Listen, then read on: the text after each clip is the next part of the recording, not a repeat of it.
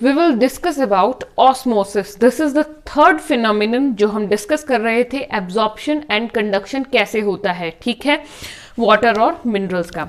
So this is the third phenomenon that is osmosis. अभी हमने diffusion के बारे में पढ़ा था, याद कीजिए डिफ्यूजन को. डिफ्यूजन में क्या पढ़ा था हमने? That movement of particles from the region of higher concentration to region of lower concentration when they are in direct contact, ठीक है, ये था डिफ्यूजन. अब मैं आपको ये क्यों पढ़ा रही हूं? बिकॉज ऑस्मोसिस भी डिफ्यूजन की तरह ही है, बट कुछ डिफरेंस है, ठीक है.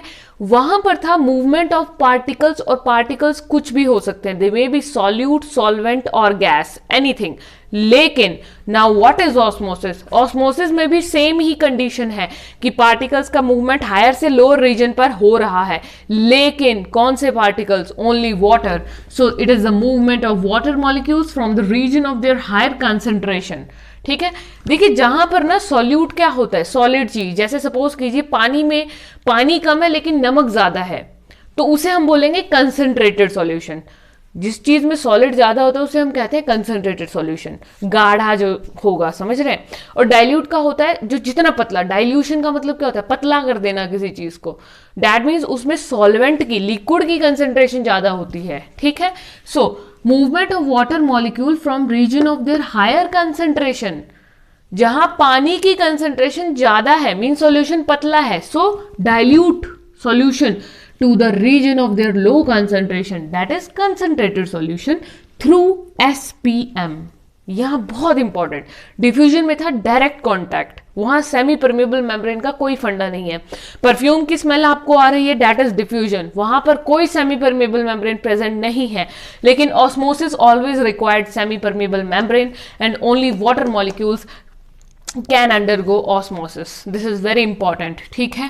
नेक्स्ट इज, इसके टाइप्स दो तरह के हैं, one is endosmosis and other is exosmosis. Endosmosis का मतलब क्या होता है कि अंदर की तरफ को मूवमेंट है, और एक्सो मीन्स बाहर की तरफ को मूवमेंट है, inward and outward respectively, okay. So देखिए, endosmosis means it is the inward diffusion of water through semi permeable membrane.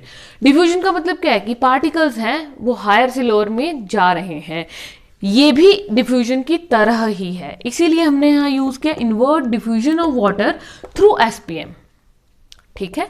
Semi permeable membrane के थ्रू अंदर कोई चीज घुस रही है ना. तो इसमें क्या होता है, एंडोस्मोसिस में सेल हमेशा स्वेलअप कर जाता है. नाउ क्वेश्चन अराइजेस, ऐसा क्यों हुआ? सपोज कीजिए ये सेल है, जब इसको हम पानी में डाल के रखेंगे ना इस सेल को, तो पानी इस सेल के अंदर जाएगा, है ना. अगर मान लीजिए सेल के अंदर पानी कम है, जैसे सूखा मटर का दाना है और उसमें पानी कम है, मैं रात भर उसको भिगो कर रखूंगी तो क्या करेगा? वो वाटर को एब्जॉर्ब करेगा, ठीक है. सो यहां पे क्या है, वो वाटर को एब्जॉर्ब करेगा. दैट मीन्स यहां क्या हो रहा है कि अंदर की तरफ को मूवमेंट हो रहा है, तो अंदर कोई चीज भरेगी तो सेल क्या होगा? साइज में बड़ा, cell swell up.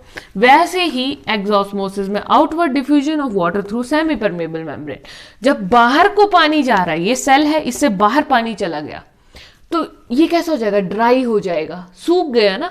So it will become shrinked, okay. So इसी को हम आगे कंटिन्यू करेंगे, ओके.